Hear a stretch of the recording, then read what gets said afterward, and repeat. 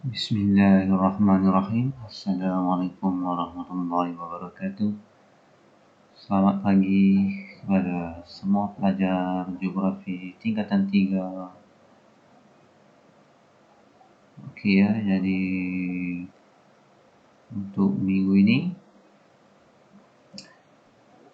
kita akan menyambung pembelajaran PDPR kita dengan memasuki tema baru ya, tema geografi fizikal, iaitu bagi bab 3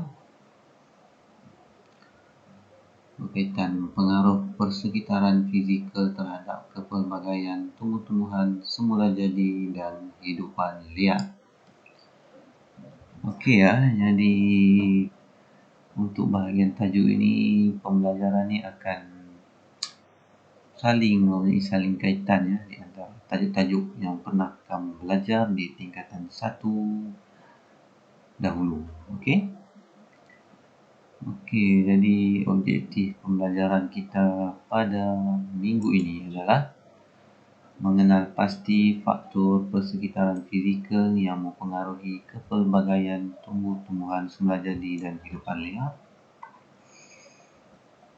menguraikan faktor bentuk muka bumi dan saliran yang mempengaruhi kepelbagaian tumbuh-tumbuhan semula jadi dan hidupan liar. Okey, jadi kita terus kepada slide. Baiklah, sebelum memulakan pembelajaran kita pada hari ini, okey, kita mulakan dengan bacaan doa dahulu. Bismillahirrahmanirrahim. Allahumma aftah alaina hikmataka wa ansur alaina min khazaini rahmatika ya arhamar rahimin. Rabbi shrah li sadri wa yassir li amri wahlul 'uqdatam min lisani yafqahu qawli. Amin. Okey ya, jadi untuk bahagian tajuk geografi fizikal ini, okey, sedikit berat sikit akan tajuk dia. Kerana apa? Kerana untuk di tingkatan 3 ini perkaitan yang contoh-contoh yang diberikan untuk geografi fizikal ni akan diambil daripada bahagian dunia sebab kamu di tingkatan 3 ni lazimnya untuk contoh-contoh dia mengaitkan dengan geografi daripada serata dunia. Okey, baiklah, kita pergi teruslah kepada tajuk kita ini. Bab 3, pengaruh persekitaran fizikal terhadap kepelbagaian tumbuh-tumbuhan semula jadi dan hidupan liar. Okey, tajuk pada hari ini berkaitan.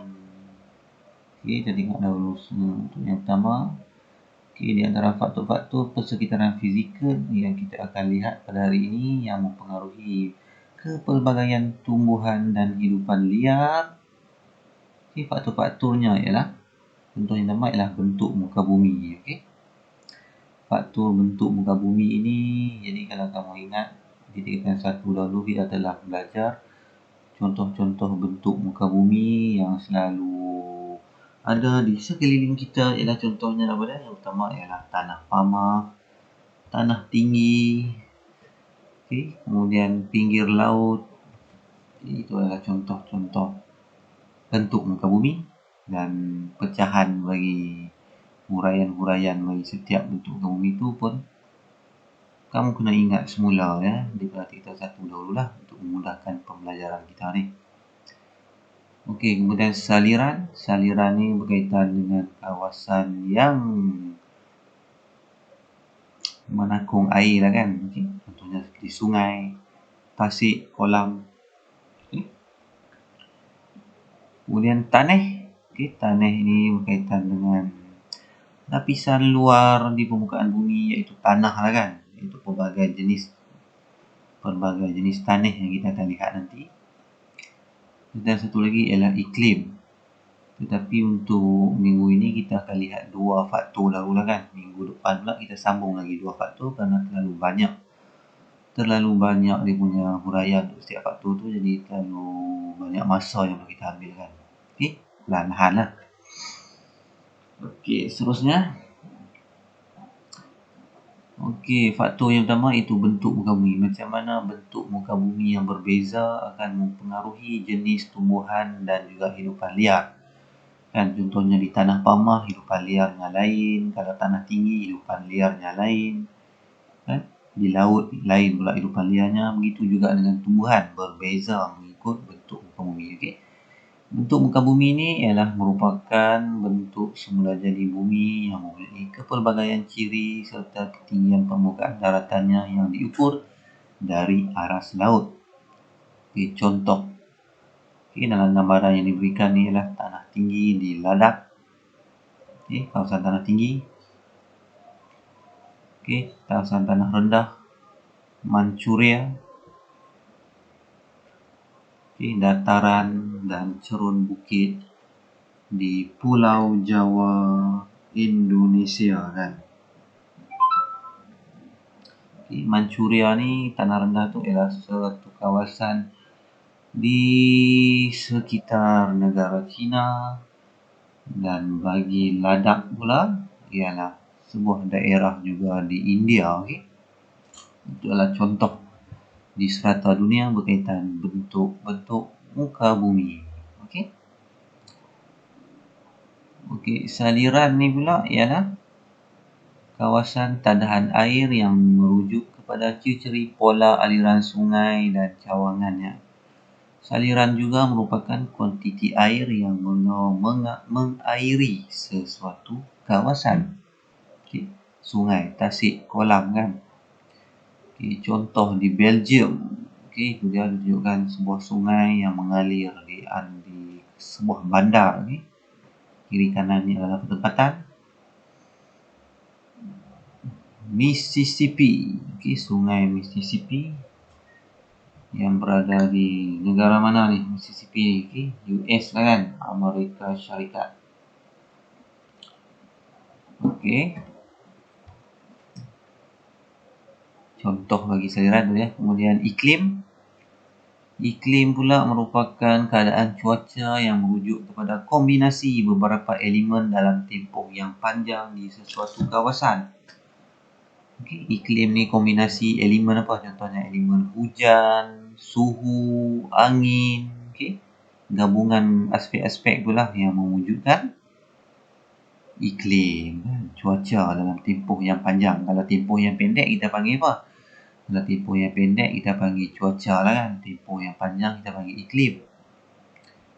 Okey, antara elemen yang mempengaruhi iklim adalah itu dia suhu, hujan, angin, tekanan udara dan cahaya matahari. Okey, itu ialah elemen-elemen yang mempengaruhi iklim. Contoh, pelbagai jenis iklim yang ada kan. Contoh yang pertama ialah iklim gurun panas. Di mana ada ni? Di Namibia. Okey. Namibia iaitu di sebuah kawasan di selatan Afrika, okay, selatan benua Afrika. Okay. Kemudian iklim khatulistiwa, okay, di Sumatera. Sumatera ialah Indonesia kan, sama macam Malaysia, iaitu iklim khatulistiwa. Okay. Itu contohlah, contoh bagi kawasan yang dipengaruhi iklim yang pelbagai. Okay, tanah pula merujuk kepada lapisan tanah subur yang paling atas di permukaan bumi, iaitu di lapisan kerak bumi kita ini. Okay, tanah terhasil daripada dua bahan, iaitu bahan organik dan juga bahan bukan organik. Bahan organik ni yang kita ingat kita belajar di tingkatan 2 lah kan. Okay, tingkatan 2 atau tingkatan 1? Tingkatan 1, okay. Bahan organik ialah daripada benda hidup dan bahan bukan organik ialah daripada benda bukan hidup. Okay. Contohnya tanah terhasil daripada benda-benda hidup yang mati. Okay. Haiwan, tumbuhan, manusia sendiri pun mati, akhirnya menjadi tanah. Bahan bukan organik ialah contoh benda bukan hidup. Contohnya batu kan. Batu bila dia pecah-pecah akhirnya menjadi tanah. Itu ialah contoh. Okay. Contoh tanah. Contoh tanah ialah di tanah Aridisol. Okay. Ini ialah di Gobi lah. Gobi ni ialah gurun Gobi. Di manakah terletaknya gurun Gobi ni? Gurun Gobi ialah sebuah gurun yang terletak di kawasan Asia, iaitu di negara manakah terletaknya? Okey, di sebelah utara China dan juga di sebelah selatan Mongolia. Okey, sempadan lah. Okey, kemudian tanah podzol di Papua, okey, Papua New Guinea, okey. Okey, itu adalah contoh bagi tanah lah kan, secara ringkas tentang faktor-faktornya. Okey, secara keseluruhannya faktor yang mempengaruhi kepelbagaian tumbuhan semula jadi dan hidupan liar yang kita dah tengok tadi, yang pertama ialah bentuk muka bumi. Okey, bentuk muka bumi ini dipengaruhi oleh tanah pamah, tanah tinggi, pinggir laut. Kalau saliran pula dipengaruhi oleh kawasan bersaliran baik dan kawasan bersaliran buruk. Apa baik dan buruk ni kita akan belajar nantilah. Okey, tanah pula ada pelbagai jenis tanah yang mempengaruhi jenis haiwan dan tumbuhan yang ada di kawasan tu. Okey, tanah Chernozem, tanah permafrost, tanah aridisol, tanah latosol, tanah podzol, tanah terra rosa. Oh, macam kumpulan rock terra rosa pula. Okey, iklim pula, pelbagai jenis iklim yang akan mempengaruhi jenis-jenis haiwan dan tumbuhan di suatu kawasan ialah iklim gurun panas, iklim monsun tropika, iklim Siberia, iklim Laurentia. Okey, itu adalah contohnya. Okey, jadi Pertamina ini nanti cikgu minta kamu salinkan di dalam nota kamu, okey? Jadi ingat salin bahagian ni. Okey, jadi inilah 4 faktor yang mempengaruhi pelbagai jenis hidupan liar dan tumbuhan. Okay. Setiap jenis faktor ni berbezalah hidupan liar dan tumbuhannya kan, kerana dipengaruhi oleh pelbagai jenis faktor-faktor inilah 4 faktor utama ni. Okey, jadi kita pergi kepada bahagian yang pertama, iaitu faktor yang pertama ialah faktor bentuk muka bumi. Okey. Tanah pamah ni merujuk kawasan yang ketinggian dia kurang daripada 180 meter dari aras laut. Okay, itu ialah tanah pamah yang selalunya menjadi tempat tinggal kita lah, kawasan tanah pamah. Okay, tanah tinggi pula ialah kawasan yang lebih daripada 180 meter dari aras laut dikenali sebagai tanah tinggi. Okay, dan pinggir laut ialah kawasan seperti pulau, pantai berpasir, pantai berlumpur, paya, air masin. Itu ialah kawasan pinggir laut lah. Okey, itu ialah pengenalan ya. Manakala tanah pamah. Okey, bentuk muka bumi yang pertama, tanah pamah. Kawasan tanah pamah yang luas mempunyai banyak sumber makanan dan menjadi habitat semula jadi pelbagai hidupan liar. Okey. Habitat semula jadi merangkumi kawasan hutan yang menjadi kawasan pembiakan dan sumber makanan utama kepada hidupan liar. Contoh, hutan monsun tropika. Okay. Hutan monsun tropika ni kalau kita tengok dalam pembelajaran kita sebelum-sebelum ini di tingkatan 1 dan 2 kan ada disentuh sedikit, iaitu contohnya ialah di negara Thailand kan, Myanmar sana kan ialah kawasan yang mempunyai hutan monsun tropika. Okey, atau Thailand, Laos, Myanmar, Filipina, India dan Bangladesh ialah negara yang adanya hutan monsun tropika lah kan. Okey, kawasan tanah pamah. Okey, tumbuhan semula jadi contoh yang ada di sana ialah pokok jati. Okey, pokok jati ialah sejenis pokok yang ada juga ditanam di Malaysia kan, tapi dia pokok ni bukanlah berasal dari Malaysia kan, dia ialah daripada iklim kawasan monsun. Kerana Malaysia ni ialah iklim jenis khatulistiwa, bukan monsun tropika. Okey, cendana, damar, pin kadung, mohagani, teak dan sal. Okey, itu adalah contoh. Inilah pokok-pokok yang berciri kayu keras juga lah sebenarnya. Okey. Okey, hidupan liar dia pula ialah seperti harimau, gajah, badak, sumbu, kera dan musang. Hidupan liar yang lebih kurang dengan ciri iklim kita juga lah. Okey. Okey, apakah persamaan dan perbezaan bagi kawasan tanah pamah di Malaysia dengan kawasan tanah pamah di Amazon, Brazil? Okey, berdasarkan peta Aiting ini, kamu boleh nampak di tengah ni ialah persamaan dia. Okey, itu ialah persamaan dia. Persamaan bagi tanah pamah di Amazon dengan di Malaysia. Okey, Amazon ni adalah lembangan Amazon lah kan, di Brazil. Okey, ciri iklim dia sama, iklim khatulistiwa kerana di dua kawasan ni berada di garisan latitude yang sama. Okey, diliputi hutan hujan tropika dan tumbuhan dia jenis malar hijau. Tetapi berbeza jenis tumbuhan dia. Okey, nampak? Tumbuhannya berbeza walaupun iklim dia sama kan. Tanah dia pun sama. Tapi jenis tumbuhan dia walaupun berbeza tetapi ciri dia hampir sama ialah sejenis kayu keras. Okay? Malaysia pun kayu keras, di Brazil pun jenis kayu keras. Okey, hidupan liar di sana. Kalau di Malaysia kita tahulah hidupan liar kan yang ada. Kalau di Amazon sana pun hidupan liar dia macam kita juga lebih kurang kan. Lebih kurang ada puma, kita ada harimau Malaya, sama daripada jaguar, daripada anaconda, kita ada ular sawah, daripada ikan piranha, kita ada ikan apa? Ikan kelab. Okey, berbeza lah kan. Tetapi hampir menyamai saja kan. Kalau kita bawa lah hidupan sana, bawa ke Malaysia boleh hidup tak? Boleh kan. Kita bawa ikan piranha main ke Malaysia dia boleh hidup kan. Kerana iklim khatulistiwa yang sama. Tapi cuma masalahnya boleh merosakkan ekosistem. Okey. Contoh-contoh kawasan tanah pamah utama di dunia. Okey, dataran Siberia Barat. Okey, di sebelah Rusia sana. Kawasan tanah pamah lah yang rata kan. Okey, dataran Manchuria. Okey, lembangan Ganges Brahmaputra di India. Lembangan Kongo. Okey, lembangan Kongo ni samalah kawasan beriklim khatulistiwa kan. Iaitu di benua Afrika. Okey, dan lembangan Murray itu ialah contoh-contoh kawasan tanah pamah yang ada di dunia. Okey. Okey, seterusnya tanah tinggi. Tanah tinggi, okey, lebih dari 180 meter dari atas laut. Terdiri daripada pokok-pokok bantut rendah dan renek kan. Kawasan tanah tinggi, pokoknya tidaklah macam di kawasan tanah pamah kan. Pokoknya bantut. Okey, bantut maknanya apanya? Pokoknya pendek-pendek lah kan, rendah-rendah aja.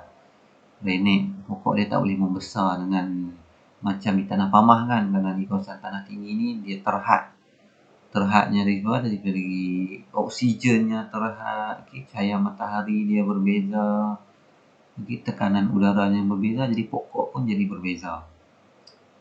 Okay, jenis tumbuhan berbeza mengikut ketinggian. Okay, kawasan tanah tinggi, hidupan liar pun berbeza juga kan. Kawasan tanah tinggi dengan tanah pamah, hidupan liar dia tak sama lah. Macam tadi dia kata apa? Okay, contoh tupai serigala ilama, pakai binatang ilama ni. Nanti kita search tengok dan kambing gurun, okay, merangkumi banjaran gunung yang tinggi, kawasan tanah tinggi lah. Okey, inilah bahagian yang kita nak tengok yang penting untuk kita. Okey, faktor yang unik pelbagai tumbuhan semula jadi hidupan liar untuk tanah tinggi. Okey, itu nampak perbandingan okey di antara tumbuhan semula jadi dan hidupan liar antara banjaran Croker dengan banjaran Himalaya kan. Banjaran Croker ni di mana? Di Malaysia kita ni ialah di Sabah kan, tempat terdapatnya Gunung Kinabalu, dan banjaran Himalaya ni pula ialah yang terdapatnya Gunung Everest kan, iaitu banjaran yang berada di antara Nepal dengan China lah. Okay. Gunung tertinggi di dunia Gunung Everest di banjaran Himalaya. Okay. Kita tengok perbezaan ni kan. Okay. Hidupan dia okay. Di sini kalau Gunung Kinabalu ni ketinggian dia lebih kurang separuh lah daripada Everest kan. Kalau Croker ni, Gunung Kinabalu ni ketinggiannya dalam 4,000 meter lebih. Manakala Everest pula ialah dalam 8,000 meter lebih kan. Okay. Hanya 2 kali ganda ketinggian Everest berbanding dengan Kinabalu ni. Jadi hidupan liar dia pun berbeza lah kan. Kenapa? Kerana di Himalaya ni suhu dia lebih ekstrim kan. Kerana mencapai kawasan yang adanya salji kan, beriklim sejuk. Kalau kita di Croker ni, iklim dia sederhana sejuk lah. Okay. Itu dia perbezaannya, kamu boleh nampak lah. Kalau tumbuhan okay, lumut hampir sama lah. Kulam air, okay, pokok yang boleh hidup di kawasan suhu yang sejuk juga lah. Paku pakis, okay, periuk kera, okay, pokok-pokok yang renek je lah. Dan hidupan dia pun berbeza kan, nampak okay?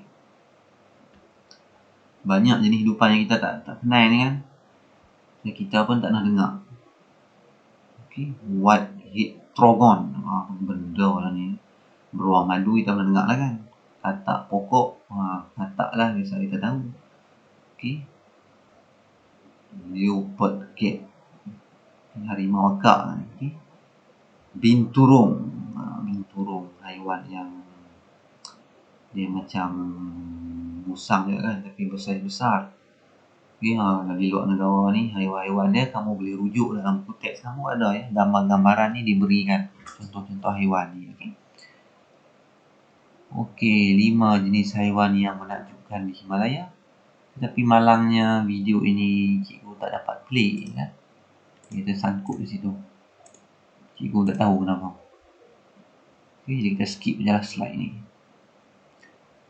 Okay, contoh hidupan liar ni ada gambar dia kan. Okay, itulah snow leopard, tupai tanah gunung Borneo, beruang matahari, Eurasian brown bear, ya macam lembu kan. Ni binturong.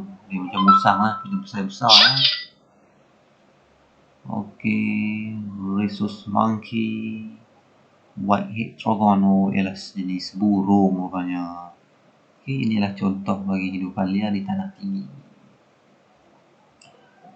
Okay, tumbuhan di tanah tinggi pula. Okay, itulah lumut, orkid, cedar, periuk kera, kulam air, okay, melekat di batang pokok, juniper, barberry, bush. Okay, itulah contoh tumbuhan-tumbuhan bagi kawasan tanah tinggi pula kan.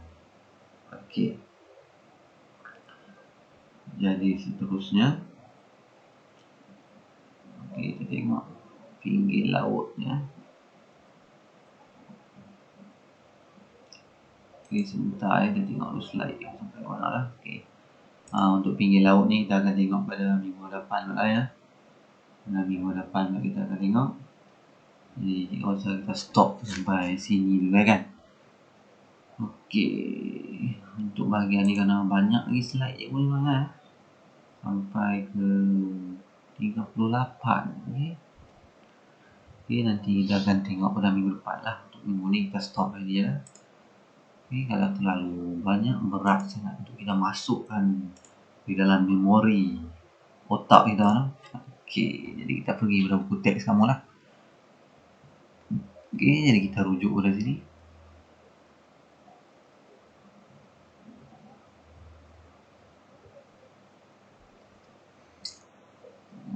Okay, tadi kita dah berhenti pada bahagian tadi cikgu dah pesan kepada kamu untuk salin peta minda di dalam tu kan. Okay, jadi untuk yang pertama kamu jawab latihan dulu. Senaraikan 4 faktor persekitaran fizikal yang mempengaruhi kepelbagaian tumbuhan semula jadi dan hidupan liar. Okay, jadi kamu salin lah. Jadi kamu jawab soalan latih diri A yang dia. Okey, kemudian untuk faktor-faktor yang mempengaruhi kepelbagaian tumbuhan semula jadi dan hidupan liar. Okey, inilah dalam bahagian nota ni. Dan tanah tinggi. Pinggir laut dan salirannya. Banyak lagi mana ni ya. Okey, jadi tak apalah. Jadi kamu jawab dulu latihan yang saya sebutkan tadi ni. Kemudian kamu siapkan dulu lah nota untuk 32 ni kan. Faktor-faktor yang mempengaruhi ni. Okey, bentuk gambar bumi untuk tanah pamah dengan tanah tinggi. Okey, siapkan itu dulu. Pinggir laut ni kita akan minggu depan lah, terlalu banyak. Okey, kamu siapkan nota untuk tanah pamah dengan tanah tinggi ni. Dan latihan ni latih diri A dulu lah. Okey, jadi kerana bahagian ni dia banyak melihat kepada persekitaran kita lah kan. Okey, jadi kita kena mengambil maklum lah kan, mengambil berat tentang maklumat-maklumat yang disampaikan. Okey. Jadi untuk latihan-latihan seterusnya cikgu akan maklumkan dalam grup WhatsApp kita. Jadi ada soalan boleh tanya cikgu nanti. Jadi okey, itu sajalah untuk pembelajaran kita hari ini. Wabillahi taufiq wal hidayah. Wassalamualaikum warahmatullahi wabarakatuh.